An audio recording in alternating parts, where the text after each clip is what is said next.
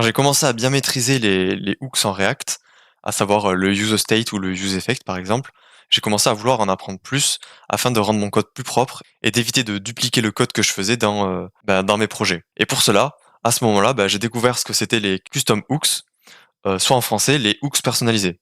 Donc bienvenue dans mon guide complet sur les custom hooks en React. Aujourd'hui, je vais t'apprendre à réutiliser la logique de ton code React grâce à ces custom hooks. Donc, comme moi, tu as probablement rencontré ces problèmes. Tu veux nettoyer ton code pour le rendre plus propre, ou tu veux réutiliser la logique qui utilise un autre custom hooks, comme par exemple le useEffect, comme le useState ou le useEffect. Donc, comment réutiliser la logique? Ma promesse dans cette vidéo est de t'apprendre à créer et utiliser un custom hooks en React afin de rendre ton code plus propre. Si tu me connais pas, moi je suis Clément Touzé et mon but est de t'apprendre le React plus facilement et plus rapidement. Et je propose aussi du coaching en React. Plus précisément, c'est un accompagnement personnalisé. Donc si tu es intéressé, clique sur le premier lien dans la description. Donc on va voir aujourd'hui qu'est-ce qu'un custom hooks ainsi que le projet que j'ai fait pour t'aider à visualiser comment ça marche. Ah oui, et aussi tout le code sera disponible en description. La première branche GitHub, ce sera le projet de base, et la deuxième branche solution, ce sera le projet qui utilise des custom hooks. Donc un custom hooks, c'est très simple.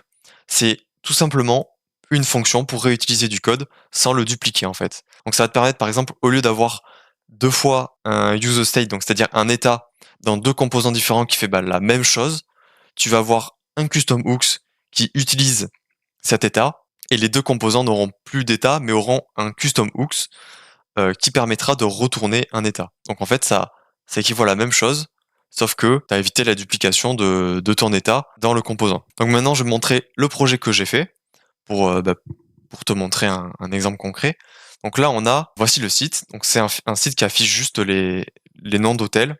Alors j'ai pas fait de CSS ni rien, j'ai tout laissé de base, mais ça affiche les hôtels que tu as dans ta BD. Et comme tu peux le voir, du coup, pour afficher ces hôtels, j'ai besoin de trois variables d'état. La variable d'état qui permet de définir s'il y a une erreur ou pas, et la variable qui permet de dire si c'est en cours de chargement, enfin si les hôtels sont en cours de chargement, c'est-à-dire que l'application est en train de fetch la base de données, donc d'interroger la base de données pour connaître les différents hôtels. Ensuite, j'ai un useEffect avec une liste de dépendances vide pour dire qu'il est exécuté uniquement au moment du premier rendu de ce composant et qui permet de fetch hotels, donc c'est-à-dire de récupérer les hôtels dans la base de données. Et dans mon cas, j'ai juste utilisé un fichier JSON pour la base de données, mais toi, tu auras sûrement un URL, donc l'URL de ton site /API / hôtel par exemple.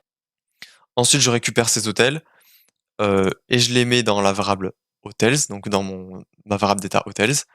Et s'il y a une erreur, je mets la variable d'état error. D'ailleurs, je me suis trompé ici, c'est pas set loading error, c'est set error. Je mets ma variable error à true. Puis ensuite, si j'ai une erreur, alors je retourne un paragraphe d'erreur. Si je suis en train de charger, je retourne un paragraphe de chargement. Et si je suis pas en train de charger et que j'ai mon hotel.length qui est supérieur à 0, donc c'est-à-dire que j'ai au moins un hôtel dans ma liste d'hôtels, alors je vais afficher chacun de ces hôtels. Et le composant hôtel, c'est juste ce composant-là, je l'ai pas compliqué. On peut même retirer ça, voilà. Donc maintenant, on va voir comment refactor tout ça et enlever cette logique-là de ce composant, parce que ça veut dire qu'ici, si je veux fetch de nouveau ma liste d'hôtels dans un autre composant, je vais devoir copier-coller tout ce code. On va éviter ça et on va créer un custom hooks qui permettra de réutiliser cette logique. Donc pour cela, tu vas créer un dossier qu'on va appeler hooks. Ce dossier contiendra tous les custom hooks de ton application. Puis on va créer un fichier appelé usehotels.tsx. Alors, il faut que tu utilises absolument cette syntaxe quand tu crées un hook, c'est-à-dire use plus le nom que tu veux lui donner. Parce qu'en fait, on sait que quand on voit un use en tant que nom de fonction en React, ça veut dire que c'est un hook personnalisé et qui du coup il retourne sûrement un état par exemple, ou qui contient un effet, ou qui contient un autre hook de base de React. Donc, on va utiliser cette syntaxe-là. On va devoir exporter le hook pour l'utiliser partout dans notre projet et définir la fonction qui permet de l'utiliser. Donc, const use hotel égale, je fais une fonction fléchée pour le définir. Maintenant, on va juste copier-coller tout ce qu'on a mis ici comme logique dans app. Voilà. Et là, pour réussir à réutiliser tes variables d'état, il va falloir que tu les retournes. Donc pour cela, on va faire return un objet qui contient hotels, error ainsi que loading. Comme ça, quand on utilisera le hook useHotel, cela signifie qu'on réutilise la logique de on réutilise cette logique et donc on obtiendra la liste des hôtels, l'erreur et l'état de chargement. Maintenant, j'importe tout ce qui est nécessaire au bon fonctionnement du hook. Je sauvegarde.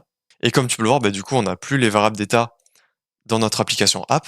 Donc pour cela, je vais définir un objet qui sera égal à la valeur retournée par useHotels, donc le hook qu'on a créé juste avant. Et comme tu peux le voir ici, on a la syntaxe directement des variables d'état qui sont retournées.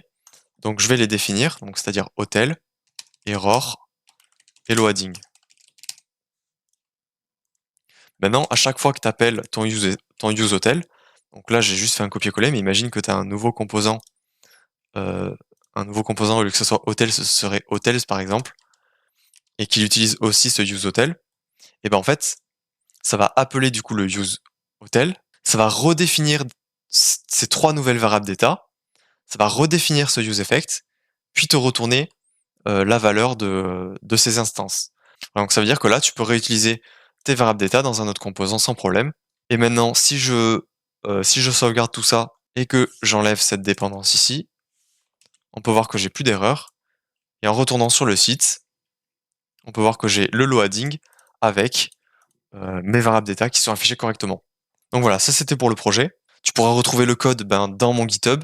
Donc la branche solution, c'est la branche, c'est ce qu'on vient de faire ici. Je vais le publier, le truc.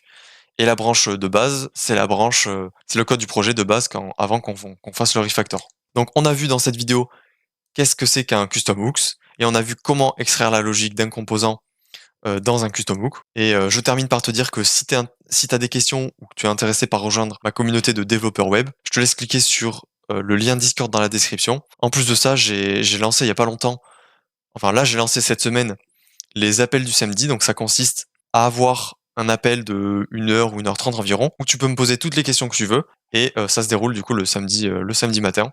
Tu peux poser des questions en rapport avec la programmation, l'entrepreneuriat ou la productivité, ça dépend, tu fais comme tu veux. Mais en tout cas, je serai là tous les samedis pour faire ces appels et répondre à tes questions.